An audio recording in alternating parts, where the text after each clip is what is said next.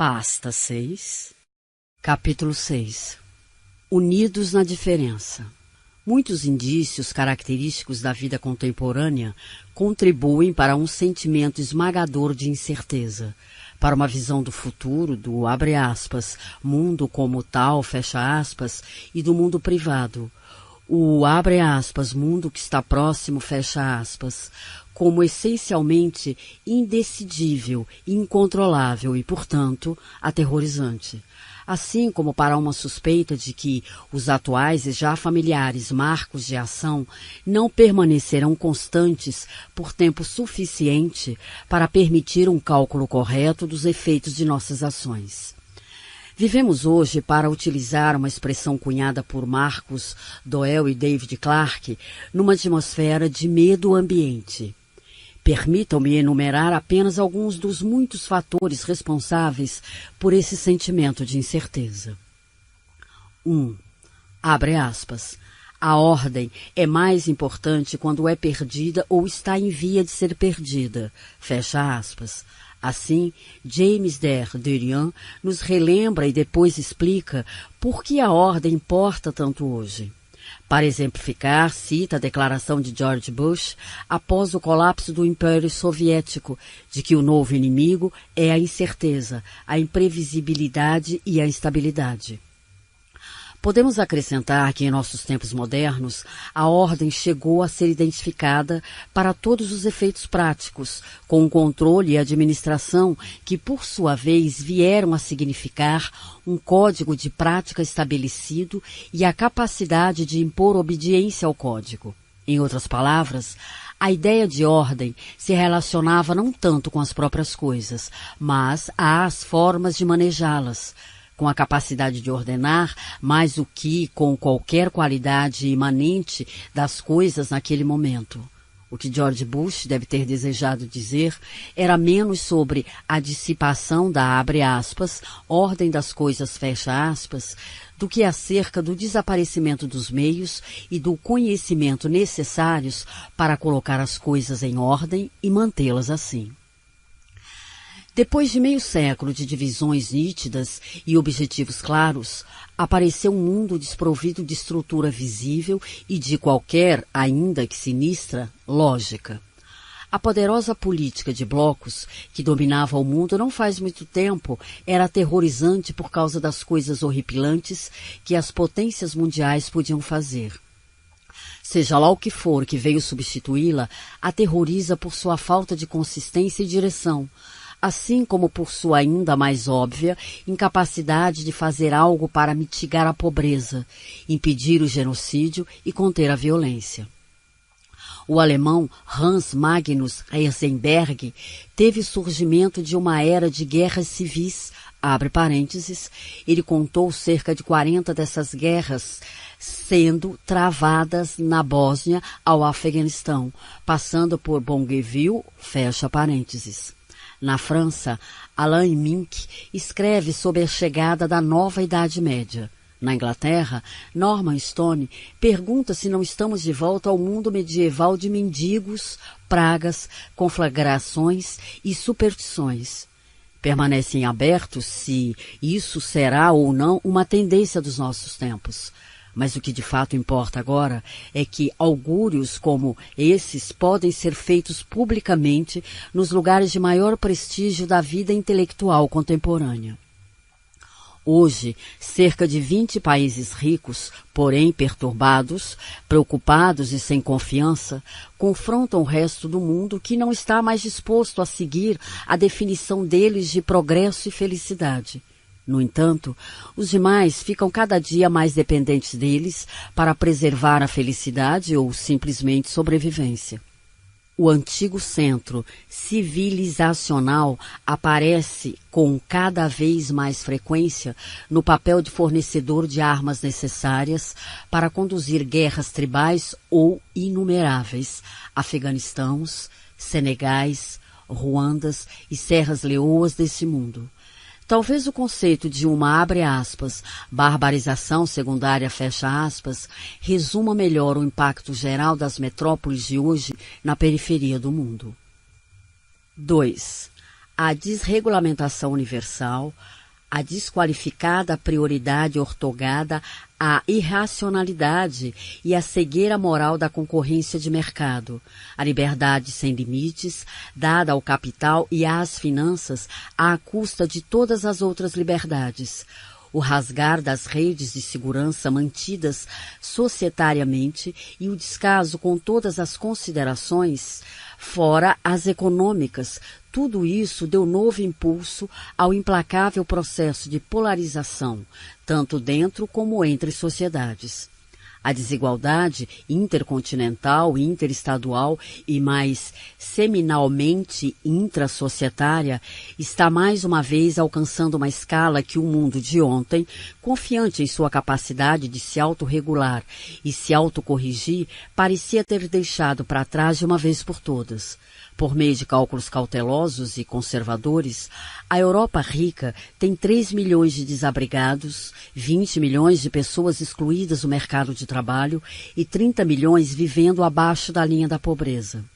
O cada vez mais explícito abandono de seus deveres tradicionais de Estado-nação, deixando o projeto de comunidade nacional como a guardiã do direito universal e uma vida decente e digna e adotando, ao invés disso, a promoção do mercado como garantia de uma chance universal para o autoenriquecimento, aprofunda ainda mais o sofrimento dos novos pobres. Adiciona insulto e injúria, invernizando a pobreza com a humilhação e com a negação da liberdade de consumo, agora identificada com a humanidade. A riqueza atual dos 358, abre aspas, bilionários globais, fecha aspas, iguala a riqueza combinada dos 2,3 bilhões de pessoas mais pobres, abre parênteses, 45% da população do mundo, fecha parênteses. As finanças, o comércio e a indústria da informação globais dependem para sua liberdade de movimento e para sua liberdade restrita de perseguir suas metas de fragmentação política do cenário mundial. Poderíamos dizer que o capital global investiu em, abre aspas, estados fracos, fecha aspas, isto é, em estados que são fracos, mas, mesmo assim, permanecem estados. De maneira deliberada ou inconsciente, tais instituições interestaduais exercem pressões coordenadas sobre todos os membros ou estados dependentes para sistematicamente distribuir tudo o que possa diminuir o livre movimento de capital e limitar a liberdade de mercado. Derrubar os portões e abandonar qualquer pensamento de política econômica autônoma é a condição preliminar da elegibilidade para receber a assistência financeira dos bancos mundiais e fundos monetários. É de estados fracos que a nova ordem mundial, que se parece suspeitosamente com a desordem mundial, precisa para se manter e se reproduzir. Os estados fracos podem ser reduzidos com facilidade ou, abre parênteses, útil, fecha parênteses, papel de delegacias locais, assegurando a módica ordem necessária para a condução dos negócios, mas sem que sejam temidas como um freio efetivo à liberdade das companhias globais. Os efeitos psicológicos disso tudo vão muito além das imensas fileiras de pessoas já sem posses e redundantes. Poucas pessoas entre nós podem de fato estar seguras de que seus lares, não importando quão sólidos e prósperos pareçam hoje, não sejam assombrados pelo espectro da ruína amanhã. Nenhum emprego é garantido. Nenhuma posição é segura. Nenhuma habilidade tem utilidade duradoura. A experiência e o conhecimento transformam-se em compromissos assim que se tornam valiosos, ao passo que carreiras sedutoras, com muita frequência, provam ser rotas de suicídio. Em sua presente forma, os direitos humanos não implicam necessariamente a aquisição do direito a um emprego ou, de maneira mais geral, o direito a cuidado e consideração por conta de méritos passados. O sustento, a posição social, o reconhecimento da utilidade e o direito à autodignidade podem todos desaparecer juntos da noite para o dia e sem aviso. 3. As outras redes de segurança do tipo altecidas e automantidas, essa segunda linha de trincheiras em um dia oferecida pela vizinhança ou pela família, onde podíamos nos retirar para curar as feridas deixadas pelas escaramuças do mercado, caíram aos pedaços ou foram consideravelmente enfraquecidas. A pragmática variada das relações interpessoais, abre parênteses, o novo estilo de, abre aspas, política de vida, fecha aspas, como foi descrito com grande convicção por Anthony Giddens, fecha parênteses, agora permeada pelo espírito do consumismo e colocando o outro como fonte potencial de experiências prazerosas, deve ser parcialmente culpada. Sem importar para o que a nova pragmática é boa, ela não pode gerar laços duradouros, o que dirá laços que se presumem serem duradouros e tratados como tal. Os laços que ela gera contêm cláusulas de, abre aspas, até novo aviso, fecha aspas, e retiradas à vontade, fecha aspas, e não prometem a cessão nem aquisição de direitos e obrigações. A lenta, mais implacável dissipação e o esquecimento das habilidades sociais são responsáveis por outra parte da culpa. O que se costumava colocar junto e assim ser mantido pelas próprias habilidades das pessoas e com a utilização de recursos próprios, tende a ser mediado hoje por ferramentas produzidas tecnologicamente e disponíveis no mercado. Na ausência de tais ferramentas, os parceiros e grupos se desintegram, mesmo que tenham tido a chance de emergir. A satisfação das necessidades individuais e a presença e resiliência de equipes e coletividades tornam-se ainda mais dependentes do mercado e, assim, refletem a volubilidade e a imprevisibilidade deste. 4. Como observou David Bennett há pouco tempo, abre aspas, a incerteza radical a respeito dos mundos material e social que habitamos e nossos modos de nos agenciarmos politicamente dentro deles é o que a indústria da imagem nos oferecer. Fecha aspas. Na verdade, a mensagem transmitida com grande poder de persuasão pela mais efetiva mídia cultural, a mensagem lida com facilidade por seus receptores, é a mensagem da indeterminância e maciez essenciais do mundo.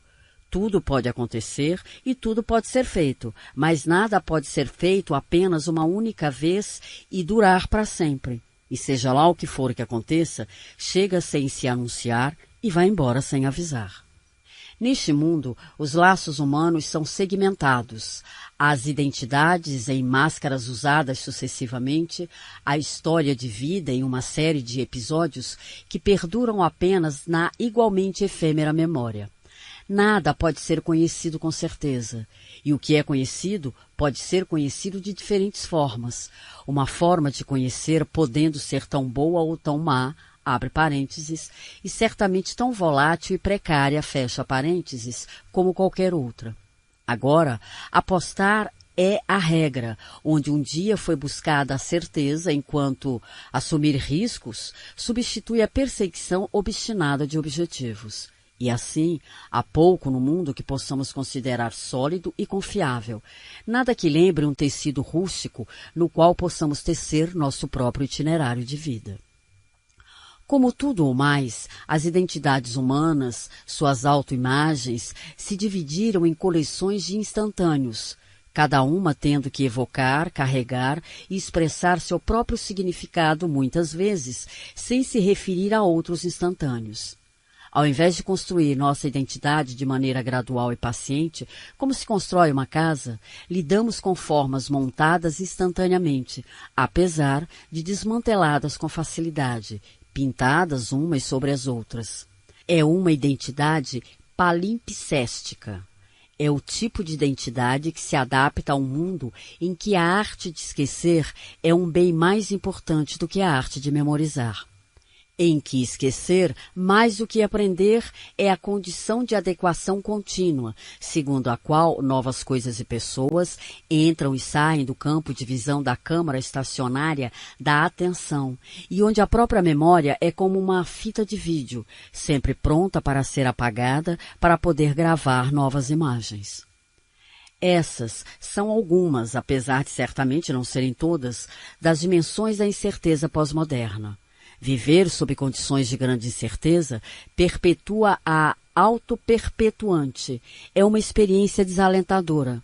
Temos calafrios diante das infindáveis possibilidades, assim como hesitamos quando enfrentamos uma escolha. Trememos ao pensar que as razões que hoje parecem sensatas podem se provar grandes erros amanhã. Não sabemos mais o que o futuro nos reserva, e menos ainda como forçá-lo a entregar o que desejamos que ele ofereça.